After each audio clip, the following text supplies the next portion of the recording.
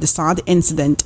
Expressing the federal government's condolences to the victims of the mishap, Matawalle said that despite the unfortunate incident, the fight against insurgency and terrorism must continue. He said that President Bola Tinubu had directed that he lead a high-level delegation to pay a condolence visit to the good people and government of Kaduna State over the sad event, as well as families of the victims, but those who died and the ones receiving treatment in hospitals. In the meantime, a chieftain of the new Nigeria People's Party NNPP, Agbo Major, has reiterated that Rabiu Kwankwaso, the presidential candidate in this year's election, has been formally expelled from the party. According to Major, who currently assumes the role of the party's chairman, the decision to expel Kwankwaso stemmed from an alleged endeavor by the former governor of Kano State and his supporters to wrest control of the party away from its original founders. Major stands firm in his assertion that the expulsion was necessary to preserve the party's integrity and to prevent it from being taken over by Kwankwaso and his loyalists. He stated that Kwankwaso's faction became part of the party in the previous year under the condition of an agreement which allowed them to participate in this year's general elections. The Agbo Major group primarily comprises long-standing members of the party, while the opposition faction consists of individuals aligned with Kwankwaso who served as the party's presidential candidate. In another development, the chief whip of the Senate, Ali Ndume, has asked the federal government to abolish tax credits given to companies operating in Nigeria. Ndume, who is a member of the Senate Committee on Appropriation, made this known on Wednesday during an interactive session between the committee and the Minister of Finance and Coordinating Minister of the Economy, Wale Edun.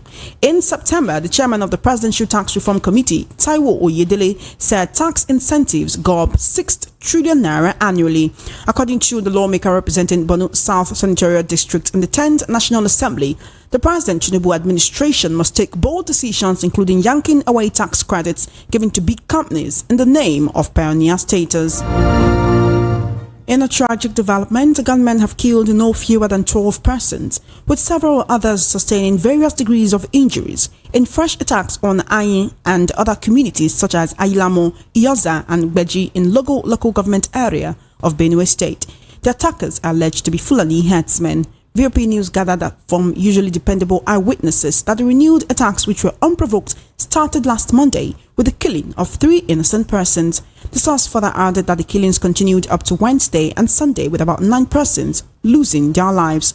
The fleeing eyewitness, who pleaded anonymity, said apart from invading houses, the attackers also blocked other roads in broad daylight, killing more people and collecting various sums of money from helpless villagers. Confirming the attacks while speaking with journalists, the Benue State Police Command spokesperson SP Sewese Anene said the command had deployed personnel to maintain peace in the troubled communities and called on affected people to remain calm. You are listening to the World News at 12 right here on Voice of the People 90.3 FM. I'm not alone in the studio. Now joining me to discuss this and other issues we'll have on the World News Bulletin this afternoon, I have with me Dr. Moses Adebayo. He's a political, social and national affairs analyst. Good afternoon, Doctor. Hello, fast rising Ijeoma and the world listening out there. Good afternoon. Thank you so much for joining us on such short notice. I really appreciate your presence. Let's talk about the most pertinent issue this morning, which has been on the lips and on the mind of people in the media and everywhere. The PDP, the NNPP, the SDP, the ADC, the YPP, the Zenith Labour Party have all come together to form a coalition, and they've named it the Coalition of Concerned Political Parties, CCPP. Now, this is coming after Atiku Abubakar, who was the candidate of the People's Democratic Party, PDP, in this year's presidential election. He's been contesting for a while. He's almost always that candidate. In fact, he's always that candidate all the time. And he says, look, APC is trying to turn Nigeria into a one-party state. It's time for all of us to come together. He proposed a merger, right? The NNPP said they could consider that. The Labour Party, sometimes some of their representatives will say, oh, it's a good development. Others will say, no, we're not interested in this. But now they've come together to form this coalition. The question would be, is this coming too late? And they said it's not a merger, it is a coalition. What is the difference, and in what capacity are they going to be acting? My first question would be, where is His Excellency Peter Gregory Obi? The Labour Party is not part of the coalition. Well, I don't think whether they call it coalition or merger or conglomerate, I dare give them that. Then maybe they are not really serious. To start with, I think this is just an overreaction, and by that I mean it's just a knee-jerk reaction. It's not for real. Over the years, as you mentioned in your, if you like, call it prologue now, how that Atiku has become like the Daraprim, this Sunday preventive drug we take, they call them prophylactics, whereby you have to take them to prevent possible disease like that. It's like he's the only candidate the PDP will failed. And we can see that the PDP, unfortunately, they've not provided viable, formidable opposition in 8 years, going to 12 years now. I think the Labour Party, via its presidential candidate, should honorably take that role.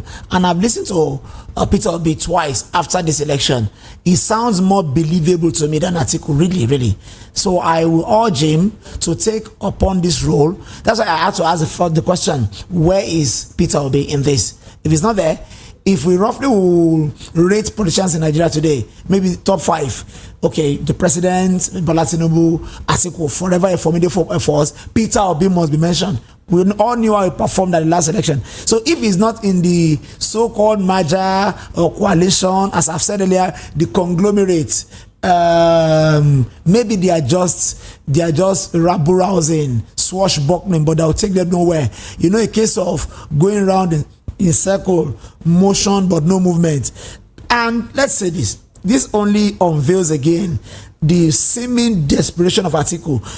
Okay, let's agree, assuming but not conceding, that there will be a merger or even a coalition, as they want to still make it mild or sound mild right now. Who is going to head the merger? Who? You think Peter Obi, with his performance in the last election, will step down for Atiku? Not anymore. The Labour Party is not what we're discussing right now. In 4 years' time, by the time the next elections roll by, which is in 2027, do you think all of these forces right now, the Peter Obi himself, the Atiku Abubakar, the Kwankwaso, that they will still hold the kind of power that they hold over the people? It's like right begging now. They the still question. have the same acclaim. It's possible that in less than a year or two, it will just pale away to peter out. Don't forget that they have a formidable and very corny party in APC. They will just throw flags in their midst, put pigeons, in the midst of their, as in cats, in the midst of their pigeons, and scatter everything. How come that even the Labour Party we seem to be looking up to give viable opposition? Each time they take a very good step forward, before long, a factional party will rise and everything becomes dismembered. They tend to make an upward trajectory, but something will still drag them down. A centrifugal force will bring them down. Not to talk of the PDP that have shown that they are just not capable enough. The budget was read about 2 weeks ago. All they could come out to counter was a mere press statement. Who does that? In any form of democracy, any form of system, be it presidential or parliamentary, even there's some quasi monarchical system whereby they have a president who could be ceremonial that reports to the king. They have formidable opposition, whereby when the ruling party in quote now gives any policy statement, gives any budget reading, any state of nation address, you see the opposition go with robust argument. They go possibly via TV or radio or whichever means, even the new media and social media, and counter and tell the country we have better plans. They might have seen it from the angle of half full cup, we see it as half empty. They might have seen it as 6, we see it as 9. Not just coming out with just mere press statement to counter what the president said. If they've not learned, let them go and learn from the Fourth Republic politicians and Second Republic. Awo was not allowed to take, to express his policy, through AG, Action Group in the Fourth Republic. And because of that, he floated a TV station that became historic. And on. When the Ziks of this world were in opposition, they will come out. Zik was known to be the man with flowery words, with very big grammar, but he made impact. these are men that when they come out to give alternatives to what the ruling party was saying, and you will listen to them, not just mere press statements. So for PDP, they don't really know what to be in opposition, how to be in opposition. And secondly, if, as you said, they now come together, who had what? That's the question. You think Kwakwanso will be subservient to Atiku or even Peter Obi? And I know Atiku, over time he has shown his fangs, he has shown his kind of person. He will not play a second fiddle to anybody. He believes he is strong enough. Does that mean you don't see this coalition lasting? It will not last. It's not being a prophet of doom here. He's just saying the inevitable. Because most likely, Atiku will want to take the lead. He wants to start it. He wants to end it. So that will make it fall flat. Is that said the only reason why he proposed this measure is to have enough backing? Most likely, yes. Look, we don't see in this part of the world, we are so short-term minded that we want to start it, produce it, direct it, and finish it. Whereby, if we go the way of division of labor, we'll get better jobs done. America, but when Martin Luther King Jr. was calling for the emancipation of blacks, he never thought that he would be the president, but he paved way for the like of Reverend Jesse Jackson and some black politicians that eventually culminated in an Obama winning, as first African American president. But here in Nigeria, if we had a Reverend Martin Luther King Jr., he wants to be the one that will still emerge. I remember what Hillary Clinton said when he lost to Obama in the primaries and even lost to Trump in the real elections. He said that he believes that he might not have emerged as the first American female president, but she knows that she has set the tone that in no distant time, and surely to happen. Surely to happen. So she believed that she had become the forerunner for a possible American woman president, and that's how we should think. Shouldn't this actually have happened before the elections? If the proposition is for the sake of Atiku was busy scattering everything he had built over the years. He was busy fighting unnecessary fights. Oh, let's go of Ijeoma Egwuatu. Simple. No, it had to be Ijeoma Egwuatu, and that was why he lost really. That was really why he lost. So because the division in the PDP was the reason why he lost. That was the reason. Because Buhari, who had enough goodwill early in his government, lost virtually everything. The cash crunch was enough to have nailed APC. But instead, Atiku was busy as in shooting himself again and again, not on one foot now, on both feet. How would you fight 5 governors? How? And you expect to win? How? You had a Peter Obi that would naturally have made things happen for you. You did not do enough to bring him to yourself. But he wasn't ready to be a vice presidential candidate anymore. Who? The Peter Obi himself. Even before Peter Obi left PDP. See, have you had Peter Obi, even till now, if he will talk, he will still refer subtly, indirectly to Atiku as his boss. So he still has that respect for him. So why did they let Peter Obi leave what do you call now? PDP in the first place? Why? No, that's the question. So Atiku shot himself rather in the legs, and he's going to rule this for a long time. He had all it took then to have easily dislodged the APC, because this is a government that has been fumbling. Today they are 120 motorcade. Tomorrow they are taking over bloated list to United Nations General Assembly and the Dubai debacle. So this is a government that doesn't appear to be serious. So the coalition is coming late, in essence. Not only coming late, will not possibly even see the light of the day, because Atiku will want to be the all in all, and some politicians will just not see to that. No. Which means in your prediction is definitely not lasting till 2027. See, I say it again, hypothetically speaking, if I thought it lasts till 2027, Atiku will still be a lone ranger, because he has so fractured the PDP that for some to come to see things from his point of view is almost impossible now. And again, some politicians are now mature enough to stand on their own, a la Kwakwanso, a la Peter Obi and the like. And these are men that he will need to really convince to come to his to rally around, to come around him and build a true formidable opposition. Otherwise, he will be left alone, and he will still run and will not win against 2027. Okay, final question on this particular topic is, according to the acting national secretary of the PDP, he said the coalition wants to offer strong opposition for the good of Nigeria, and their duty is to offer alternative solutions to government policies. One thing to intend, it's another thing to act. these alternative solutions that they want to offer, do you think it's something that the government will be open to? We need a viable opposition. No, undoubtedly, the life of any democracy, as a matter of fact, is in the opposition. Can this coalition form that viable position right now? It will not, because if Article's role, which I suspect will be that he wants to be in charge, so it's still a divided house. It will remain a divided house as long as Article wants to. As I've said, we should have this mind that we should divide labor so that we maximize proficiency, efficiency. If you want to be the man that will cut the cloth, stitch the cloth, put the button and everything, you do a shoddy job, and that's Article's nature over time. He just will not allow others to thrive, and these are men that will not want to work with him. They won't want to work with him. If we just emulate, borrow a chapter from the book of Martin Luther King Jr., who felt, let me just pave the way. Someday something big would happen, and it happened eventually.